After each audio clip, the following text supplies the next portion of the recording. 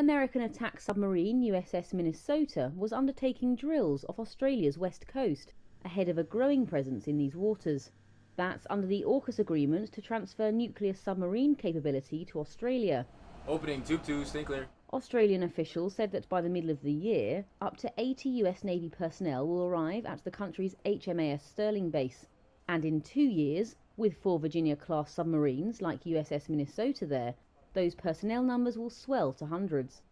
The submarine's commanding officer, Jeffrey Cornell. This is the most advanced warship in the world.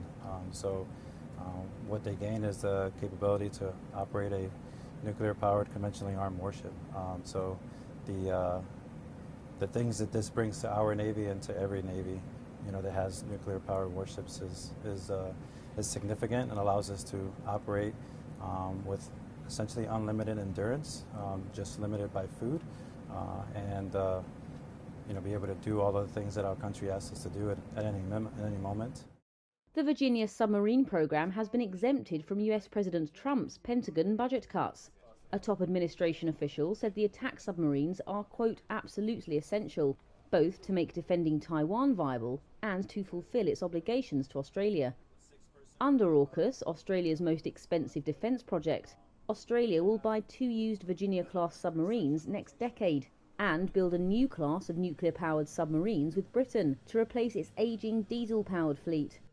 US Navy officials said in preparation there are 115 Australians in the US nuclear Navy training pipeline or on Virginia submarines, plus 130 training for nuclear submarine maintenance at Pearl Harbor in Hawaii, US.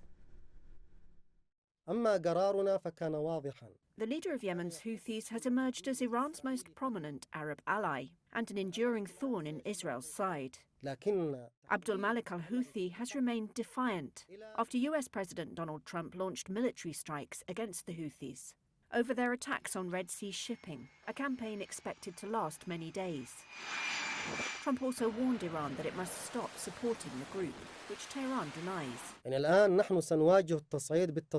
We will meet escalation with escalation, al-Houthi said. The Houthis warned on March 12th they would resume attacks on Israeli vessels in response to Israel's closure of Gaza crossings, following weeks of relative calm after a Gaza ceasefire in January. Al-Houthi's solidarity with Palestinians in Gaza, he called Israel's blockade on Gaza a crime against humanity, is hugely popular in Yemen. So what do we know of him? Al-Houthi is an enigmatic figure, with a reputation as a fierce commander. Under his direction, the movement of mountain fighters grew to number tens of thousands, building a sophisticated arsenal that includes drones and ballistic missiles, and fighting a decade of war against a powerful Saudi-led coalition. Known for an extreme reluctance to appear in public, Al-Houthi gives speeches on screen with a traditional Yemeni dagger in his belt. US strikes have targeted the town of Dahyan in Sada, where he often meets visitors. But the commander rarely stays long in one place, and since the start of Yemen's war, seen as a proxy conflict between Riyadh and Tehran. Foreign officials seeking meetings with him have been taken to safe houses and undergone security checks, only to encounter him on a screen, a source familiar with the matter said. Al-Houthi traces his lineage to the Prophet Muhammad and asserts that his Shiite Muslim movement is under siege because of its religion. The Houthi movement was formed to fight for the interests of the Zaydi Shiites, a minority sect that ruled a 1,000-year-old kingdom in Yemen until 1962. They felt marginalized under Ali Abdullah Saleh, the first president of a unified Yemen.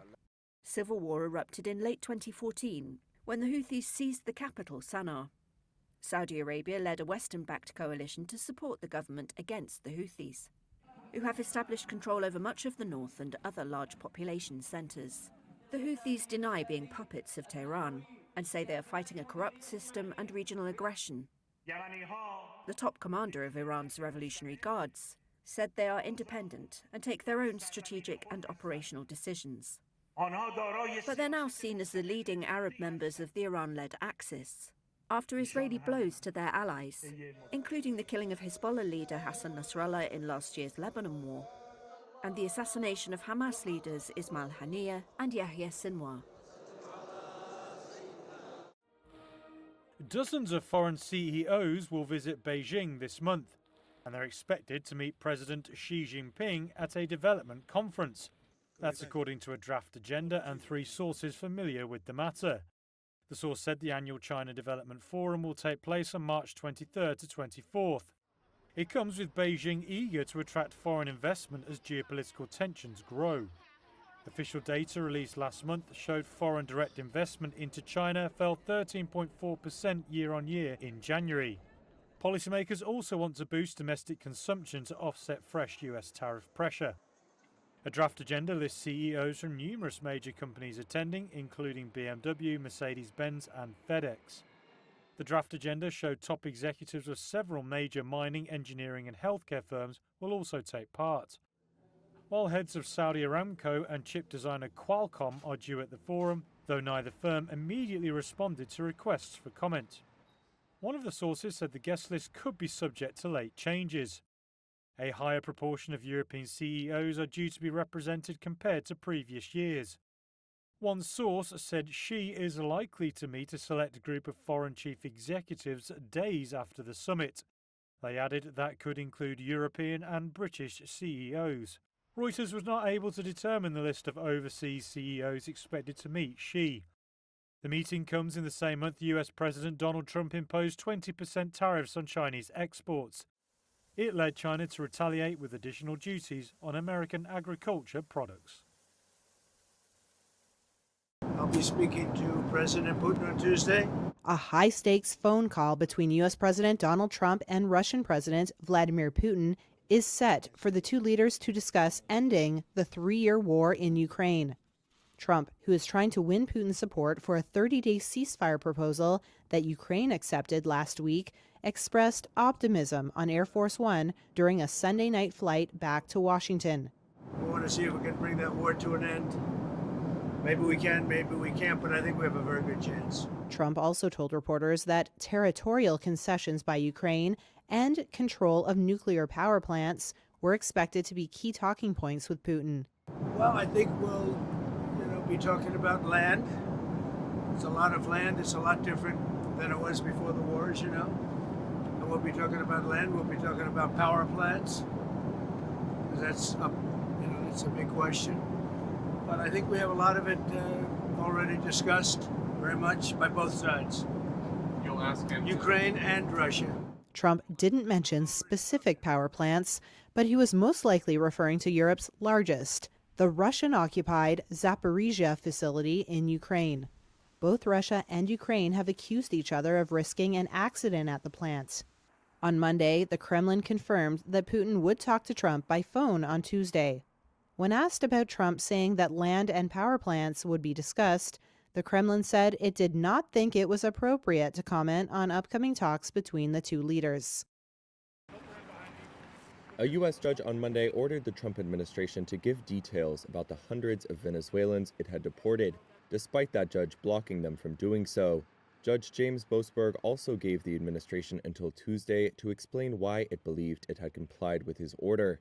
The White House said the more than 200 Venezuelans deported to El Salvador were members of the Tren de Aragua gang. The deportations happened over the weekend, many under an 18th century law known as the Alien Enemies Act, historically used only in wartime. Lee Gallant, a lawyer at the American Civil Liberties Union, spoke to reporters after Monday's hearing. We had serious concerns going into the day that the government violated a federal court order. Today did nothing to dispel it. If anything, it reinforced that our view that the government may very well have violated this order, perhaps even knowingly violated. The president is simply thumbing his nose at Congress. Congress has said when you can use the Alien Enemies Act. Also on Monday, White House spokesperson Caroline Leavitt defended the administration's move. This administration acted within the confines of the law, again, within the president's constitutional authority and under the authority granted to him under the Alien Enemies Act. Monday's hearing followed a request by the government to remove the judge from the case. And shortly prior to the hearing, the Trump administration said the judge's directive to return any planes carrying the migrants was not enforceable because it was not in a written order. The administration also said it did not violate a subsequent written order because the planes had already departed when it was issued. Several legal experts interviewed by Reuters viewed the flights as a direct challenge to the judicial branch's independence. Meanwhile, the president of Venezuela's National Assembly, Jorge Rodriguez, said the deported men were denied due process by the U.S. Since taking office in January, Trump has sought to push the boundaries of executive power, cutting spending authorized by Congress, dismantling agencies, and firing tens of thousands of federal workers. The European Union says it will try to save Radio Free Europe, Radio Liberty, but warned it might struggle to replace funding cut by U.S. President Donald Trump.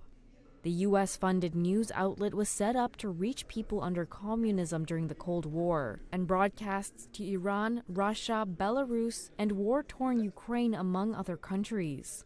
Trump signed an executive order on Friday aimed at gutting the U.S. Agency for Global Media and 6 other federal agencies, saying it was a move to cut back on federal bureaucracy. Grants were terminated for Radio Free Europe, Radio Liberty, and Radio Free Asia, while more than 1,300 Voice of America employees were placed on leave. The Czech foreign minister urged EU ministers to consider ways to allow the Prague-based service to continue, to provide news coverage in countries where free media is banned or in its infancy. EU Foreign Policy Chief Kaja Kallas said it might be a struggle. Now the question for us is, can we come in with our funding to leave or fill the void that US is leaving? The answer to that question is that not automatically, because we have a lot of organizations who are coming with the same request. RFERL President and CEO Stephen Kappes said in a statement that the grant cancellation, quote, would be a massive gift to America's enemies. Journalists at RFERL continued working on Monday, with stories appearing on its website. As global temperatures rise, stunning glaciers in the high mountains of northern Peru are melting. While the government is rushing to set up infrastructure to fend off flooding, one farmer in the city of Huaraz is taking the matter to court. Saul Luciano Iluya is suing a German energy firm and demanding that, as an emitter of greenhouse gases, the company help foot the bill to deal with the crisis. The landmark global case will test the legal culpability of corporations over their role in the rise of extreme weather around the world. Peru's latest glacier inventory in 2023 showed the country had lost over half its glaciers in the last 60 years due to climate change. As a farmer and mountain guide, Iluya has witnessed some of that loss firsthand. The glacial melt is really visible. Every year you visit, the glacier retreats even more, and it worries us and saddens us that we're losing our glaciers. Glacial meltwater is swelling surrounding bodies of water to threatening levels, like Lake Palcacocha, which grew in volume from 1974 to 2016. These are consequences of climate change, the rise of temperatures that affects us in different ways.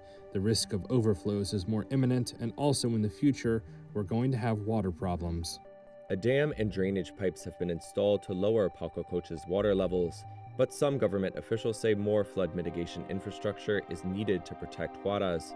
Iluya thinks some of the cost should be borne by the companies he alleges are responsible for accelerating the glacial melt in the first place.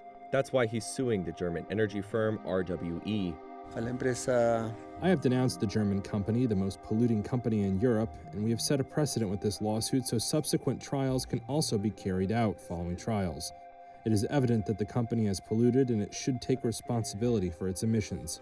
His lawyers allege RWE is responsible for 0.5% of global emissions and should therefore pay 0.5% of a local flood defense project that cost $3.5 million. RWE says the complaint is unfounded and that a single emitter cannot be held responsible for global warming. The case is due to start on March 17th at a court in Germany. We didn't start out with a lot of hope, but now it's caused a lot of attention, and yes, it is a precedent. We have high hopes for this next hearing.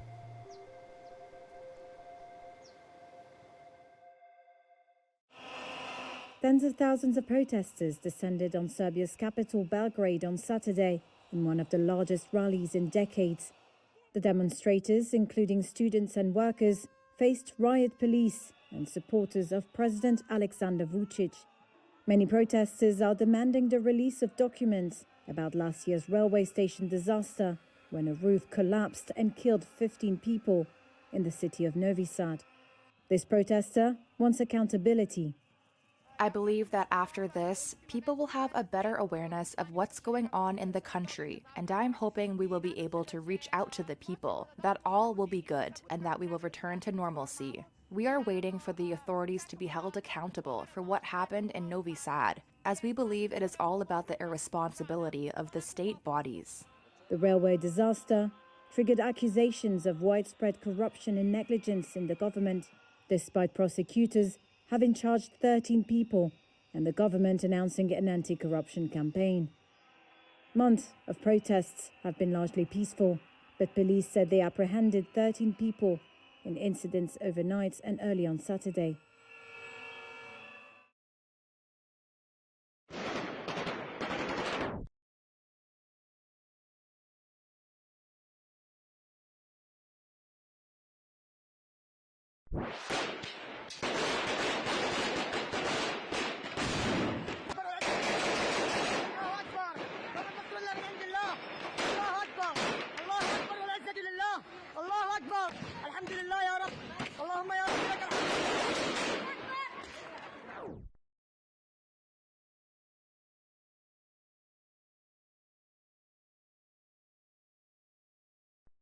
الله أكبر والعزة لله.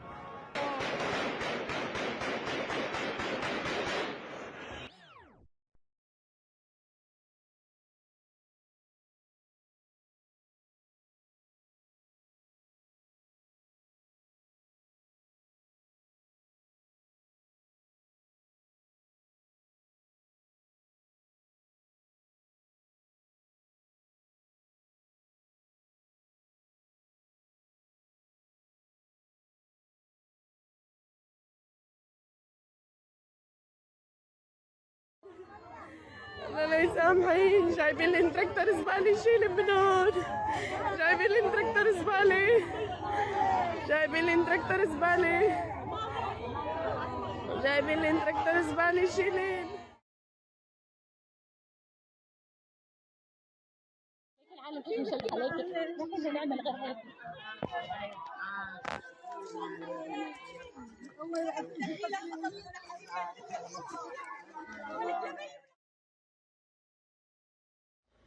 الفطائس الله أكبر. يا عين الفطائس بطائس فطائس.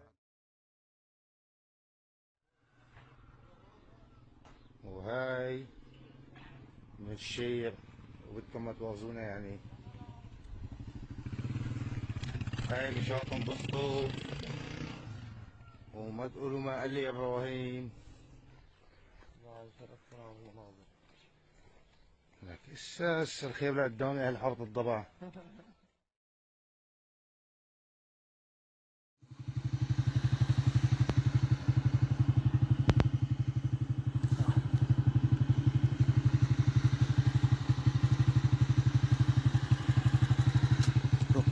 والله ما شايف شيء والله ما شايف. Thousands of Jair Bolsonaro supporters gathered on Copacabana Beach on Sunday. The ex-president of Brazil faces charges of leading a plot to topple the government and undermine the country's democracy after he lost a 2022 election. Charges against him and several key allies will go before a 5-judge panel at Brazil's Supreme Court next week. If judges agree to hear the trial, Bolsonaro and others will become defendants. He has always denied wrongdoing and did so again at his rally on Sunday. What coup is this that I have to prove I didn't do? It should be the opposite. They should prove that I tried. The charges against Bolsonaro were filed by Brazil's Prosecutor General last month, accusing him of organizing a criminal group trying to overthrow the country's democracy. They allege a plot to poison President Luiz Inácio Lula da Silva, who won the 2022 race and succeeded Bolsonaro in office. On Sunday, demonstrators demanded pardons for Bolsonaro supporters who were accused of ransacking government buildings days after da Silva's inauguration. Daniel Mesquita told Reuters he joined the rally to call for amnesty. I am here today to fight for our loved ones who have been imprisoned since January 8th, to ask for amnesty for them, because it is sad and it saddens everyone that they were unjustly arrested. Bolsonaro told supporters that a bill proposing a pardon for people who participated in the January 8 riots has enough support to be approved in Brazil's lower house. A political scientist who worked on Bolsonaro's 2018 campaign told Reuters that the former leader's strategy relies more than ever on seeking support directly from voters. The Supreme Court did not respond to a request for comment. Bolsonaro is also fighting a ruling by Brazil's Superior Electoral Court, which has barred him from running for public office until 2030. In spite of the ban, he has repeatedly expressed his desire to seek the presidency again in 2026. U.S. President Donald Trump on Saturday launched military strikes against Yemen's Houthis over the group's attacks against Red Sea shipping. A plume of smoke was seen in video rising in Yemen's capital of Sana'a at the scene of a strike. In a post on Truth Social, Trump warned the Houthis, quote, "Your attacks must stop, starting today. If they don't, hell will rain down upon you like nothing you have ever seen before." Trump also warned Iran, the Houthis' main backer, that it needed to immediately halt support to the group. Trump said if Iran threatened the United States, quote, "America will hold you fully accountable and we won't be nice about it." The unfolding U.S. strikes represent the biggest U.S. military operation in the Middle East since Trump took office in January. At least 9 civilians were killed and 9 injured in the strikes on Sana'a, according to the Houthi-run health ministry. Since November 2023, the Houthis have launched more than 100 attacks targeting shipping, killing at least 4 seafarers, sinking 2 vessels, and seizing another. The Houthis say the attacks were in solidarity with Palestinians over Israel's war with Hamas in Gaza. The Biden administration had sought to degrade the Houthis' ability to attack vessels off its coast, but limited the U.S. actions. Officials say at least 59 people are dead after a fire tore through an unlicensed nightclub in North Macedonia early Sunday morning. Video from the event verified by Reuters showed a band playing on stage at Pulse nightclub as 2 flares spat white sparks into the air, some of which set the ceiling ablaze around 3 a.m. Hundreds of people then scrambled for the small venue's only exit as the fire spread, leaving many trapped. Relatives and friends of the victims gathered outside the main hospital in Kochani on Sunday, where some of the more than 150 people injured are being treated. Just hours earlier, Maria Taseva was with her sister at the club when disaster struck. She recounted the events to a Reuters journalist. The fire broke out. Everyone started screaming and shouting, "Get out, get out!" But unfortunately, there was only one exit, and there were 1,500 people inside. Then everyone started pushing each other, so I headed for the exit. I don't know how, but I ended up on the ground. I couldn't get up, and at that moment, people started stomping on me. I don't know how, but somehow I managed to get out. I'm fine now, but there are many dead. It's terrible. Authorities say the number of people inside was lower, at 500. Taseva was asked if she lost anyone. Yes, I did. My sister died.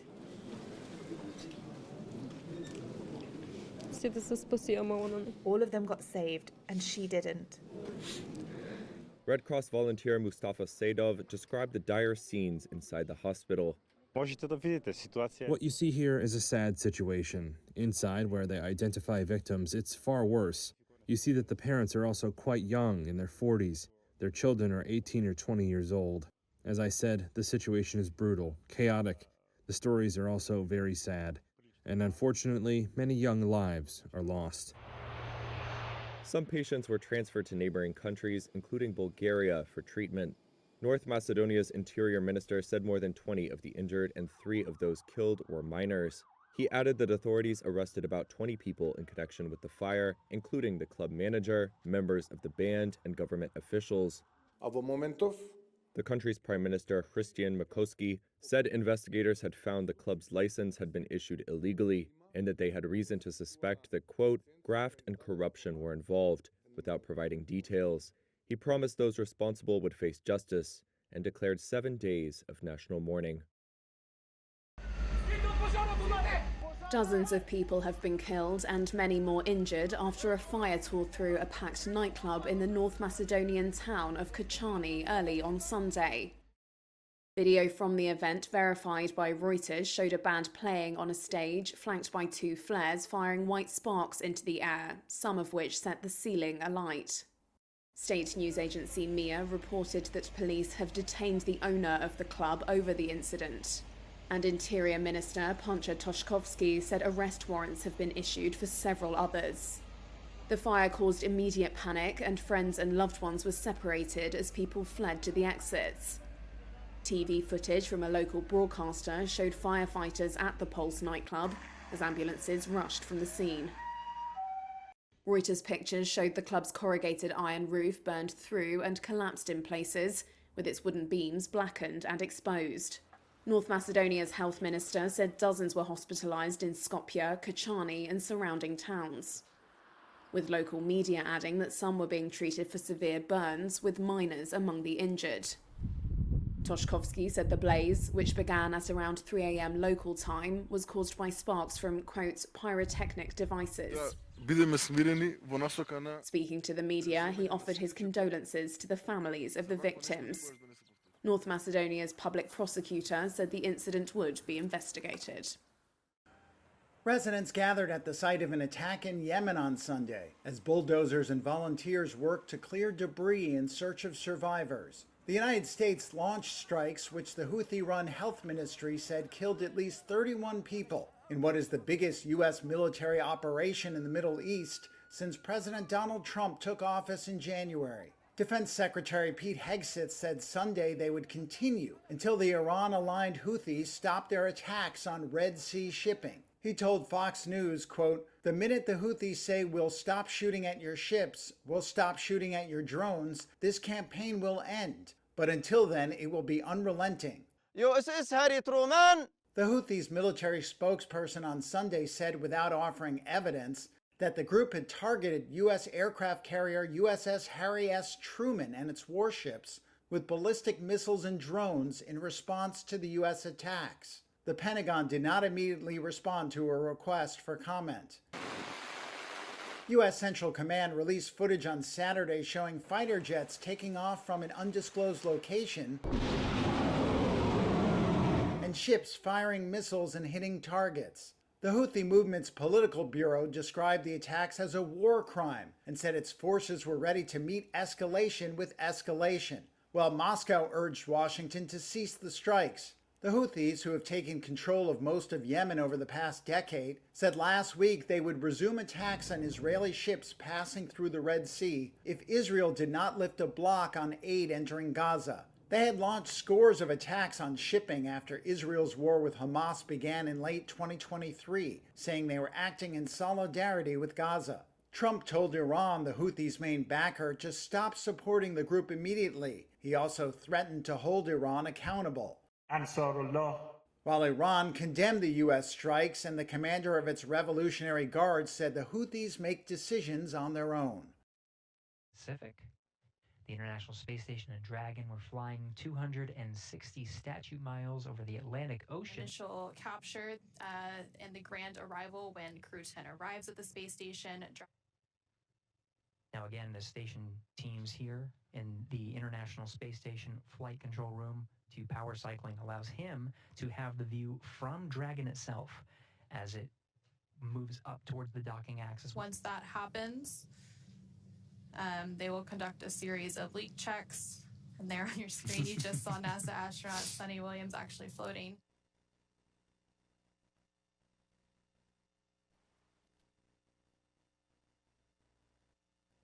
And Houston, thank you for tuning in this early morning. It was a wonderful day. Great to see our friends arrive.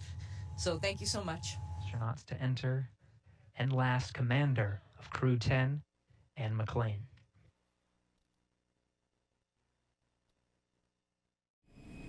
More than 200 alleged Venezuelan gang members arrived in El Salvador on Sunday after being deported from the U.S., the Salvadoran president said. Video released by the El Salvador government shows them being taken to the terrorism confinement center, a mega prison that can hold up to 40,000 inmates. U.S. President Donald Trump invoked the 1798 Alien Enemies Act on Friday to rapidly deport the alleged members. A day later, a federal judge blocked the application of the law for 14 days, saying the statute refers to, quote, hostile acts perpetrated by another country that are commensurate to war. The Trump administration has appealed the ruling. Venezuelan President Nicolas Maduro's government said it rejected the use of the anachronistic U.S. law to deport alleged gang members, saying it violated migrants' rights. The deported are allegedly part of Tren de Aragua, a criminal organization that's been linked to kidnapping, extortion, organized crime, and contract killings.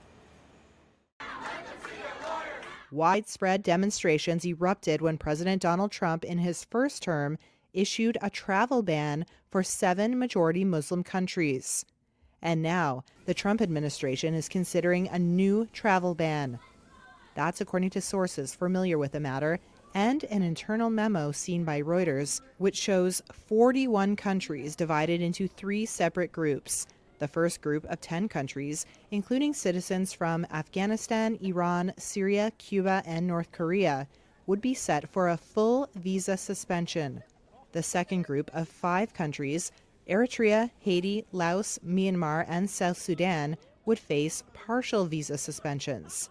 The third group, which includes Belarus and Pakistan, would be considered for a partial visa suspension too, if, according to the memo, their governments, quote, do not make efforts to address deficiencies within 60 days. A U.S. official told Reuters there could be changes on the list and that it was yet to be approved by the administration. When Trump took office on January 20th, he issued an executive order requiring intensified security vetting of any foreigners seeking U.S. entry. That order directed several cabinet members to submit by March 21st a list of countries from which travel should be partly or fully suspended. The State Department did not immediately respond to a request for comment from Reuters. In a part of Sudan recently recaptured by the army, Red Crescent volunteers are pulling bodies out of a well. Until a few weeks ago, this area, Shag el Nil, was under the control of the paramilitary Rapid Support Forces. Hisham Zain al-Abdin, Director of Forensic Medicine for Khartoum State, says most of the 15 victims had been shot in the head. We found this mass grave inside this well. The injuries were caused by gunshots, head injuries. The entry and exit points of the bullets are there. The cause of death in some cases is bone fractures because of the fall. So they were throwing people into the well.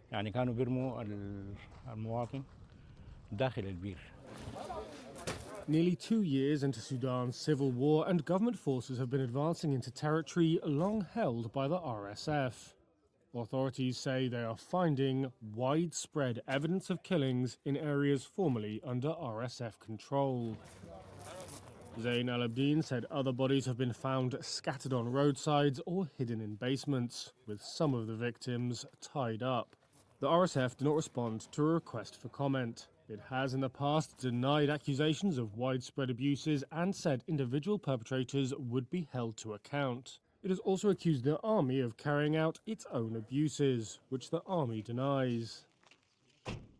Hussein al-Faki is one of the residents who reported the bodies in the well to the authorities. He said locals had tried to bury the victims while the area was under RSF control, but that armed men had warned us not to go near them. He says if you got closer, they would shoot you. So we ran away and left them. Anger boiled over in North Macedonia on Monday as people smashed up a pub said to belong to the owner of a nightclub where a fire had killed dozens the day before. The blaze broke out during a hip-hop concert at the Pulse nightclub in the town of Kokani at around 3 a.m. local time on Sunday, when sparks from flares set a patch of ceiling alight. The incident has shattered the town of 25,000 people, 50 miles east of the capital, Skopje. It brought thousands of people to the central square on Monday who mourned together and comforted grieving families. The crowds also demanded justice for those killed and an end to the corruption that they say was behind the country's worst disaster in years. Prime Minister Hristijan Mickoski called the deadly blaze a mass murder. He told reporters there would be no mercy for all those responsible. Aerial footage of workers digging a line of fresh graves in the town cemetery highlighted the tragic outcome of the incident. Officials said the nightclub's license was illegally obtained and that the venue lacked fire extinguishers and emergency exits. More than 150 people were injured. Authorities said they have arrested about 20 people in connection with the fire, including government officials and the nightclub's manager.